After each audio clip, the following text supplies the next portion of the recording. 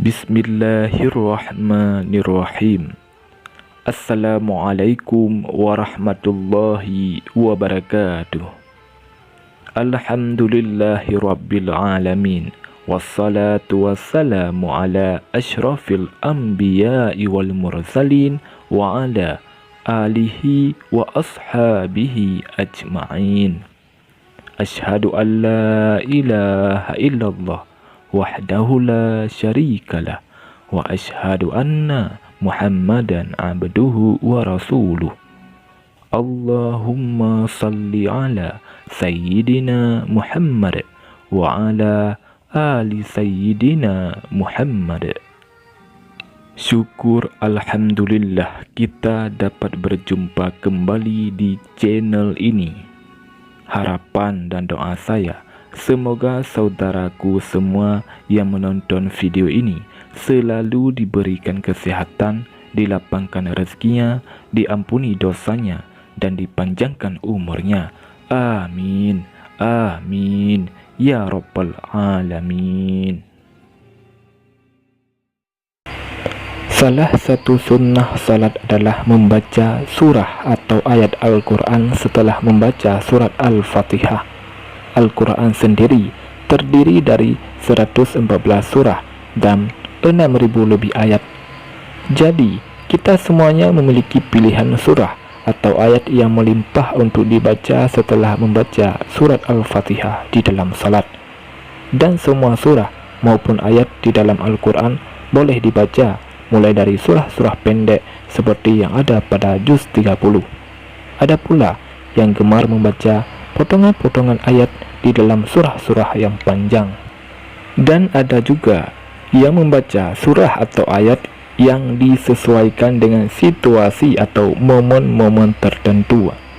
Misalnya adalah momen di bulan Ramadan, situasi saat dalam perjalanan, dan lain sebagainya.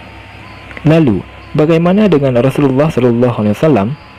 Surah atau ayat apa yang sering dibaca oleh Rasulullah SAW saat melaksanakan salat subuh? Dari Qutbah bin Malik, beliau pernah berkata, ia pernah salat subuh bersama Rasulullah SAW. Pada rakaat pertama beliau membaca ayat, yaitu surat Qaf ayat 10, hadis riwayat Muslim. Dari hadis tersebut dapat disimpulkan bahwa Rasulullah SAW di rakaat pertama pada saat salat subuh setelah membaca surat Al-Fatihah, beliau lalu melanjutkan membaca surat Qaf sampai ayat ke-10 saja, lalu dilanjutkan ruku dan seterusnya.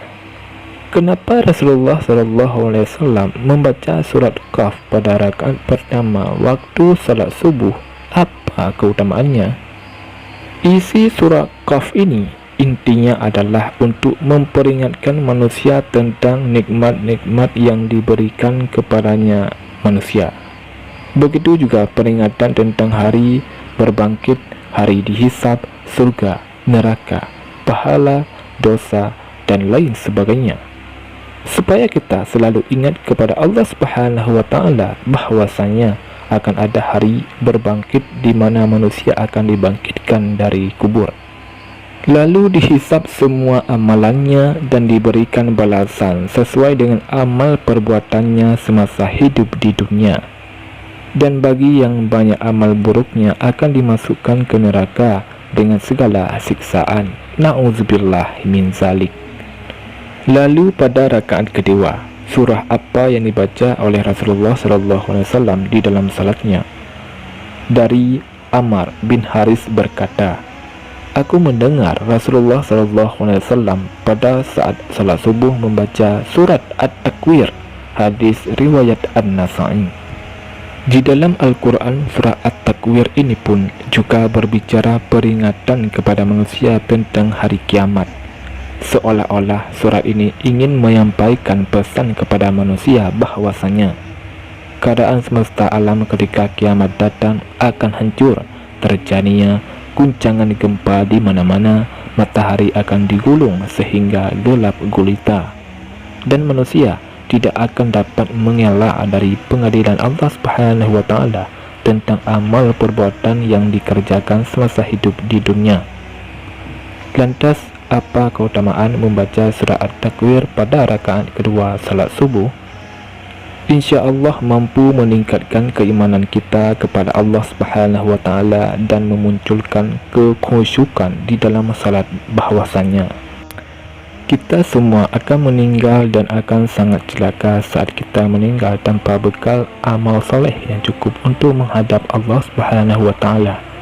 Untuk itu disarankan untuk kita semua bacalah dua surat ini saat mengerjakan salat subuh dan pahami maknanya dengan baik. Insya Allah kita akan menjadi manusia yang senantiasa ingat kepada Allah dan selalu bersyukur dan sangat takut untuk melakukan perbuatan dosa. Dan mari sama-sama kita berdoa kepada Allah Subhanahu wa Ta'ala. Semoga kita semua selalu dijaga iman dan Islam kita oleh Allah Subhanahu wa Ta'ala, selalu menjalankan perintah-perintahnya dan menjauhi larangannya.